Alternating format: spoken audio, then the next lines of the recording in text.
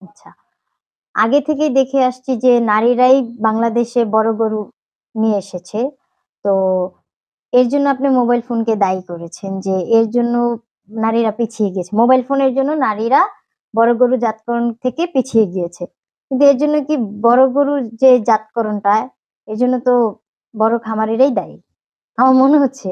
আচ্ছা, দেখো তুমি যে প্রশ্নটা করলা, অ্যাকচুয়ালি প্রশ্নটা অনেক গভীরের, অনেক মূল্যবান একটা প্রশ্ন যে নারীরা কেন এখন পিছিয়ে যেতে যাচ্ছে।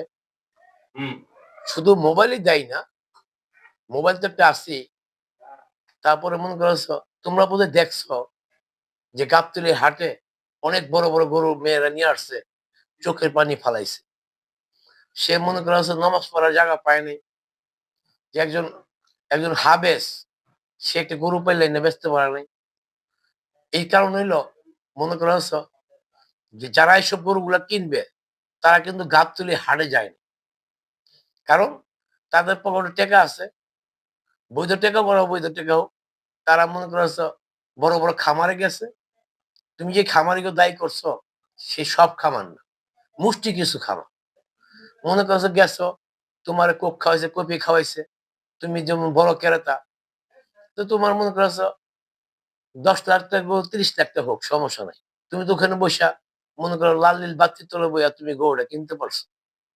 র্যামশো র্যামশো কইরা তোমাকে দেখাই দিছে, টাকা দিয়ে এসে পড়ছে। আর যারা 3 নম্বর কৃষক, আমার মা বোনেরা টেকনাফ তিল্লা পর্যন্ত অনেক মা বোনেরা গরুর দাম পায় নাই, যে সারা তারা তারা তো মনে করছে তারা তো আর ওই মিডিয়া নিয়ে বা এত ওইভাবে প্রচার করতে পারে না, গরমে গরুটা বেচতে পারে না। গরমে যেহেতু গরুটা বেচতে পারে না, তখন গরুটা নিয়ে হাটে আসতে হচ্ছে। হাটে এসে মনে করছো 1 লক্ষ মানুষের ভিড়ে একটা মেয়ের মনে করছো, একটা মহিলা ওর মনে করছো ফ্রেশ রুমে যাওয়া, একটু উজু করা, একটু গোসল করা, সে সুযোগ তাকে থাকে না। 2 দিন 3 দিন মনে করো চোখের পানি বুক বাড়ছে। সেটা আমাকে অবশ্য আমার কাছে খুব আঘাত লাগছে। কিন্তু ওই হিসাবে আমি মা বোনেরা বলবো, আমি একটা উপদেশ দেই, আপনার মুখ ফিরে নিয়েন না, মুখ না ফিরায়া মনে করছো গরু পালেন। কিন্তু এত বড় গরু পাইলা কষ্ট কইরা আপনার মনে কিছু নিবেন না। বড় গরু পালা কষ্ট আছে, অনেক কষ্ট। এই কষ্টটাকে মনে করছো আপনাদের মনে করো উপরে চাপটা না নিয়া, আর পারবি না বা কিভাবে, খাবারের দাম অতিরিক্ত বেশি, ওষুধের দাম বেশি। গ্রাম পল্লীতে একটা ডাক্তার নিলে ডাক্তার গেলেই 5,000 10,000 টাকা বিল। এক, তারপরে মনে করছো সরকার মনে করছে আমাদের ডাক্তার দিচ্ছে, ইউনিয়নে গ্রামে গ্রামে ডাক্তার দিছে, কোটি কোটি টাকা ডাক্তারকে মনে করছো সরকার বিল দিচ্ছে। তাদেরকে মান্তি করে রাখছে আমাদেরকে সেবা করার জন্য। আমাদের সেবার নামে মনে করছো মা বোনকে সেবা করার জন্য। মা বোনের মনে করে গরু বাছুর পোষা পাখি পালবে, ছাগল ভেড়া পালবে, এগুলা বাড়ি বাড়ি গিয়ে খোঁজ খবর নিবে। কিন্তু তারা কখনো এই বাংলাদেশের মনে ডাক্তাররা গিয়া দেখেন। বিশ্বের সব দেশেই মনে খবর লয়, যেমন একটা গরু পালে, 10টা হাঁস পালে, 10টা কবুতর পালে, 10টা মুরগি পালে, তার বাড়িতে গিয়ে ডাক্তার চলে যায়। তো এই লিস্ট থাকে, কিন্তু বাংলাদেশে এটা নাই।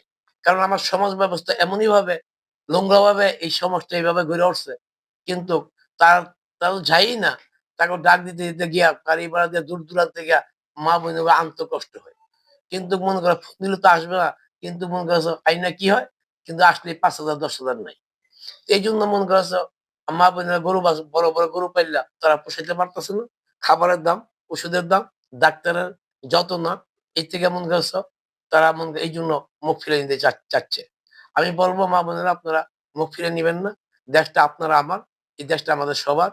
আপনারা যদি ঘরের ভিতরে বৈশা যদি মনে করেন গরু বাছুর না পালেন, গরু হাঁস মুরগি কবুতর না পালেন, তাহলে গ্রাম এই যে শহরে যারা বৈশা রয়েছে অস্ট্রেলিয়া বসবাস করে, তারা তো বাংলার মানুষ। তারা হয়তো সপ্তাহ ভালো মানুষও তো আছে, সপ্তাহের ঘুষখোর না, সপ্তাহ হারাম টাকা কামায় না, ভালো মানুষও তো আছে। তেমন সবার তো মনে করেন দরকার খাবারটা জায়গা সরে আসবে।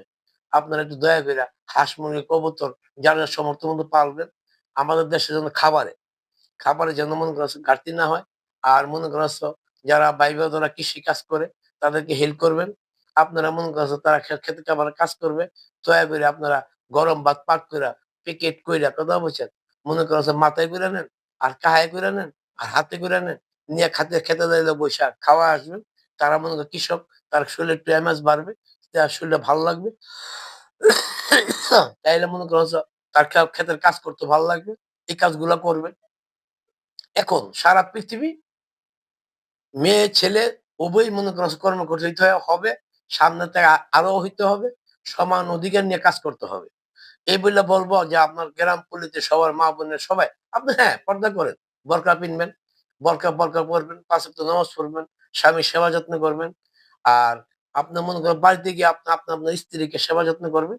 কইরা মনে করেন আপনার মধ্যে সমাজটা গড়েন, আগে আপনার সংসার গড়েন, তারপর সমাজটা গড়েন, তারপর দেশটা গড়েন। আসেন আমরা একতার বলে বলিয়ান হই, আকাশে বিজয় নিশান উড়ে। এই বলে শেষ করছি। আসসালামু আলাইকুম। তো ভিউয়ার্স, দেখা হচ্ছে পরের ভিডিওতে। তার ততক্ষণ পর্যন্ত আপনারা ভালো থাকবেন, সুস্থ থাকবেন। অবশ্যই এনি টিভির পাশে থাকবেন। আসসালামু আলাইকুম।